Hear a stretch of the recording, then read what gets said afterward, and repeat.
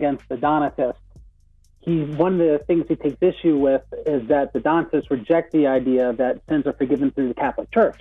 And he actually speaks specifically about that in the 33rd paragraph, chapter 7 on the priesthood. And so I don't want to get into detail because you don't know what questions those callers are coming up with, and you can't have all... Well, again, this is just something I've talked about many times before. As B.B. Warfield said, the Reformation inwardly considers nothing more than the victory of Augustine's doctrine of grace over Augustine's doctrine of the Church. And when Augustine argued against the Donatists, what he argued there was very much formational for later Roman Catholic teachings. Same thing with Ambrose when arguing against the Donatists on ecclesiastical issues. You're going to have that kind of stuff. You're also going to find places where Ambrose is going to give a very clear grace presentation. So what I'm saying is they're inconsistent. I would agree, and I think a lot of it arises out of the fact that the church became a state religion in the Roman Empire. Well, yeah, and now they had all these nominal believers coming in, so they needed visible forms of penance, visible forms of confession, and things to that effect to even know who really was a Christian anymore. Yeah, and that's discussed pretty well in the book Reformers and Their Stepchildren, that especially goes through the development of the Donatist controversy and sacralism and all the things that came with that. That'd be a good book to look at. Craig, thank you very much for your phone call today. All righty, we're going to move on here and talk with Jeff in Philadelphia. Hi, Jeff. How you doing, Dr. White? Your phone screener guy told me not to give a big report, but I just wanted to say thank you for all your help. Our outreach during the World Meeting of Families and the Pope's visit went very well, and a lot of your influence was there. And so I wanted to thank you, and thank you for getting me in touch with Chris Arnzen. That was very helpful, too.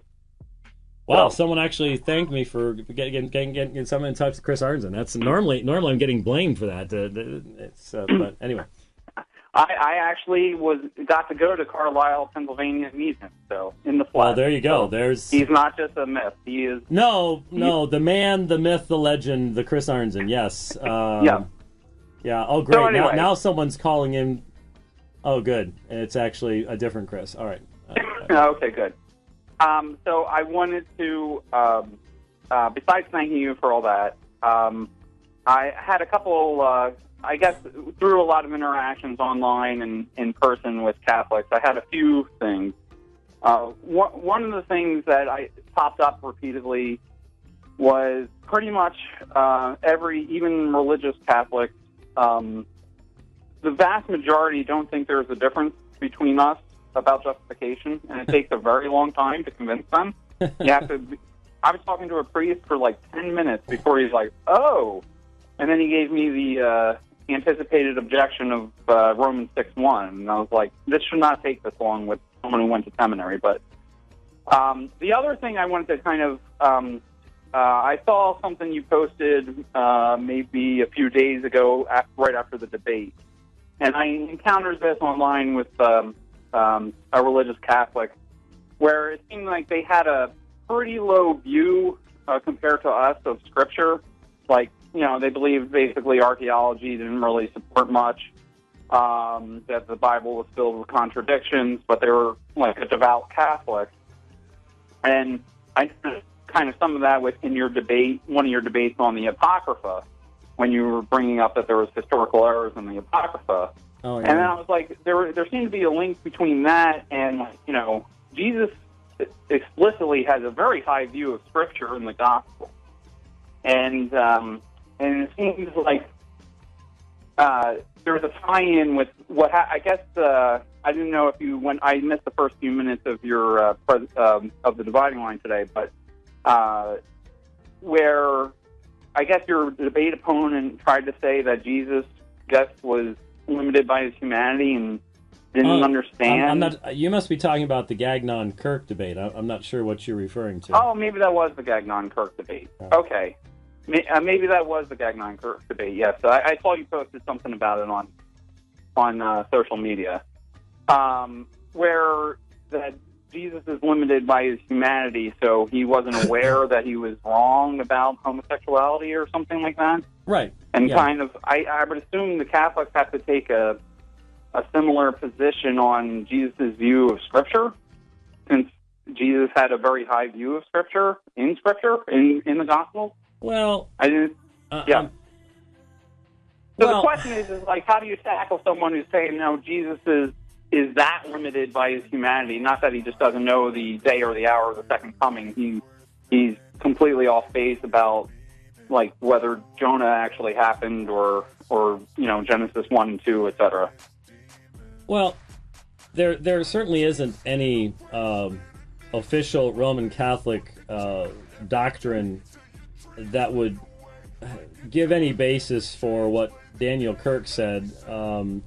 But obviously, there's just as wide a variety of viewpoints amongst Roman Catholics as there is amongst anyone else, which is what makes the argument that Patrick Madrid makes about sola scriptura being the blueprint for anarchy such a laugh, is that Rome has just as wide a variety of perspectives, and I would not be surprised at all if the current Pope would not be friendly toward expressions of limited knowledge on the part of Christ in regards to him being just an idealized man. He's very, very, very friendly with very liberal forms of theology. So, but he hasn't said so.